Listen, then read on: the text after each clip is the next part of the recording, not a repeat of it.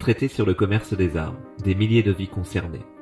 Le traité destiné à réguler le commerce des armes a été ouvert à la signature le 3 juin 2013 au siège des Nations Unies. De grands pays exportateurs d'armes comme l'Allemagne, la France et le Royaume-Uni ont signé le texte de cet instrument de réglementation des transferts d'armement. Handicap International se félicite de voir une immense majorité des États membres des Nations Unies prendre des mesures pour éviter les tragédies humaines dont l'association est témoin dans ces pays d'intervention. Avec le texte actuel, chaque État signataire sera obligé de se doter d'une structure nationale pour contrôler ces transferts d'armes. Il lui sera également interdit d'exporter des armes si elles doivent servir à des attaques dirigées contre des civils. Le principe est que chaque pays évaluera, avant toute transaction, si les armes vendues risquent d'être utilisées pour contourner un embargo international, commettre un génocide ou d'autres violations graves des droits de l'homme, ou encore si elles peuvent tomber aux mains d'organisations terroristes ou criminelles.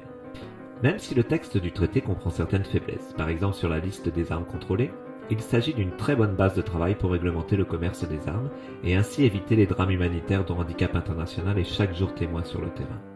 Aujourd'hui, sur les 875 millions d'armes légères et de petit calibre en circulation dans le monde, 75% d'entre elles sont aux mains des civils. Avec cette nouvelle réglementation, ce sont des milliers de vies qui pourraient être sauvées chaque année.